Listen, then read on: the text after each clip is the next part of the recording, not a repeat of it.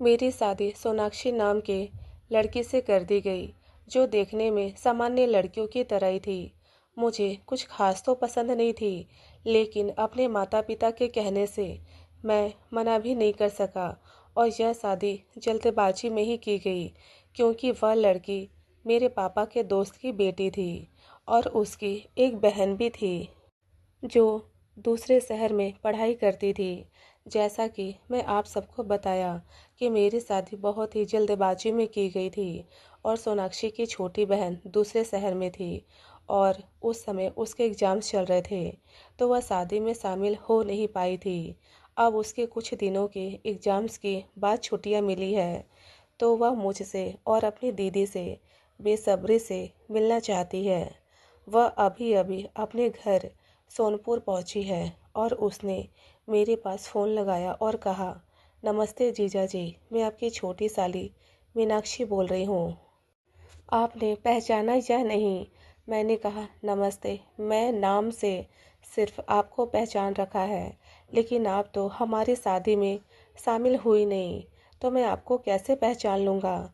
तो मीनाक्षी ने कहा, जीजा जी, इसलिए तो एग्ज़ाम्स जैसे ही मेरे ख़त्म हुए मैं दौड़ी भागी आई, ताकि मैं आपसे और अपनी दीदी से मिल सकूं।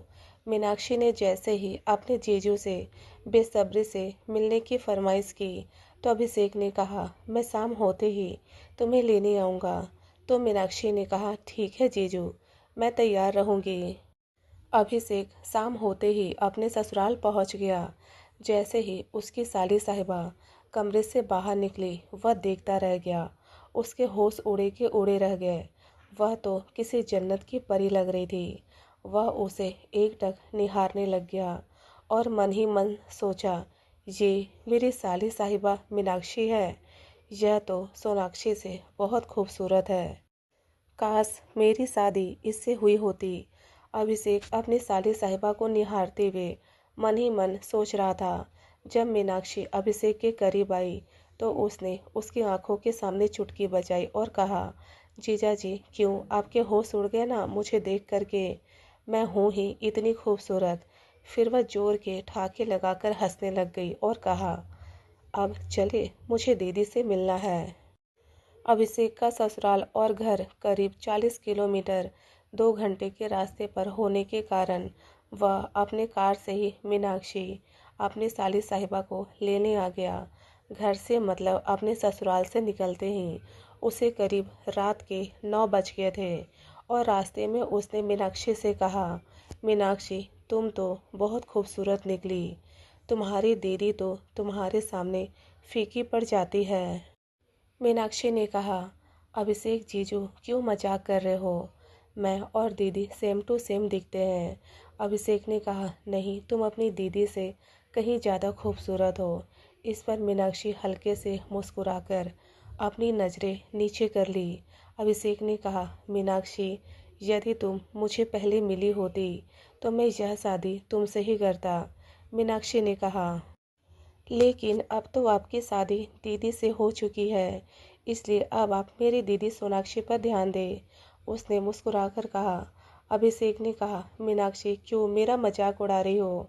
मैंने जो तुमसे कहा दिल से कहा, और जब मैं तुम्हें पहली नज़र में देखा तो मेरे दिल और दिमाग में बस यही बातें आई कि काश तुम मुझे पहले मिली होती, मेरी शादी तुमसे हुई होती, तो मैं तुम्हें जी भर के प्यार करता। अभिषेक बातें करते करते अपना हाथ मीनाक्षी के जांघों पर रख दिया। मीनाक्षी ने शर्माते हुए अपने जीजू को देखा और अभिषेक भी मीनाक्षी की ओर देखा। फिर मीनाक्षी ने अपनी नज़र नीचे कर ली। अभिषेक मीनाक्षी के जांघों को सहलाता। अभिषेक उसे गले से हाथ लगाकर अपने कंधे पर लेटा दिया और अभिषेक ने कहा, तुम थक गई होगी सफ़र से जो आ रही हो। मेरे कंधे पर सर रखकर तुम आराम कर सकती हो। चलो, हमारा रिश्ता पति पत्नी का ना सही, जीजा साली का तो है ना। और तुम्हें तो पता ही है, साली आधी घरवाली होती है, इसलिए इस साली साहिबा का ध्यान रखना भी इस जीजा का कर्तव्य है। मीनाक्षी इस बात कर मुस्कुरा दी और अभिषेक के कंधे पर सर रखकर आराम करने लगी। अभिषेक ने कहा, तुमने मुझे पहली बार देखा तो क्या मैं तुम्हें पसंद आया? मीनाक्षी ने कहा, देखने में तो आप बिल्कुल हीरो जैसे हो। आप तो मुझे अच्छे लगे। अभिषेक ने कहा, अच्छा, तो तब होता जब हम एक हो पाते। मीनाक्षी ने कहा, तो क्या हुआ, मैं तो आपकी साली आधी घरवाली हो गई। अभिषेक धीरे से मुस्कुराया और अपना एक हाथ उसके होठों पर ले जा करके होठों को मसलने लगा। अभिषेक जानबूझकर गाड़ी धीरे चला रहा था ताकि उसे मीनाक्षी के साथ समय बिताने का मौका मिले, और ऊपर से रात का समय और मदहोश कर देने वाली शीतल हवाएं, इस पर जीजा और खूबसूरत साली का यूं सटकर बैठना। अभिषेक ने कहा, मीनाक्षी, तुम तो बाहर कॉलेज में पढ़ती हो, तुम्हारा तो किसी के साथ अफेयर होगा। मीनाक्षी ने कहा, चाहते तो कॉलेज में बहुत लड़के हैं मुझे, लेकिन मैं उन्हें अपने पास फटकने भी नहीं देती। चलो हटो, अकेले घर से बाहर रहती हो, किसी से संबंध तो जरूर बना होगा। इस पर मीनाक्षी ने कहा, यह कैसी बातें करते हो जीजू, अभी मैं पूरी तरह से कुंवारी हूँ। यह सुनकर अभिषेक को तसल्ली हुई कि चलो, मीनाक्षी पूरी तरह से मेरी है। अभिषेक मीनाक्षी के होठों को धीरे धीरे अपने हाथों से मसल रहा था। एक हाथ उसकी गाड़ी चला रहे थे और एक हाथ मीनाक्षी के होठों से लेकर उभरे सीने को सहला रहे थे।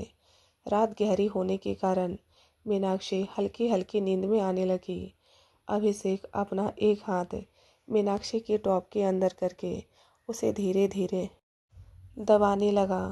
अभिषेक मीनाक्षी को पूरी तरह से अपना बना लेना चाहता था।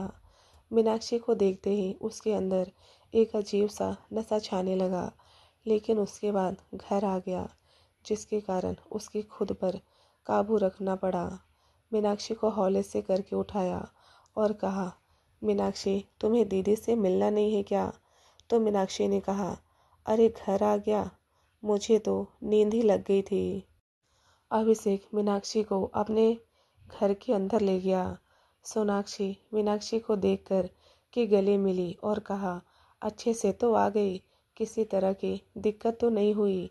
तो मीनाक्षी हल्के से मुस्कुराते हुए बोली, नहीं दीदी, जीजू ने मुझे किसी भी तरह का तकलीफ नहीं होने दिया। सोनाक्षी ने कहा, चल थोड़ी फ्रेश हो जा, उसके बाद मैं खाना निकाल देती हूँ। मीनाक्षी फ्रेश होकर के आई। इसके बाद वह सोनाक्षी और अभिषेक के साथ में खाना खाने लगे। रात के करीब 11 बज गए थे। खाना खा कर के आपस में उन्होंने कुछ हल्की फुल्की बातें की और मीनाक्षी ने कहा, दीदी, जीजू तो बहुत स्मार्ट है। सोनाक्षी इस पर मुस्कुरा दी। सोनाक्षी ने कहा, मीनाक्षी, सामने वाला कमरा तुम्हारा है, उसमें जा कर के आराम कर लो। सब कुछ ही देर में अपने अपने कमरे में सोने चले गए।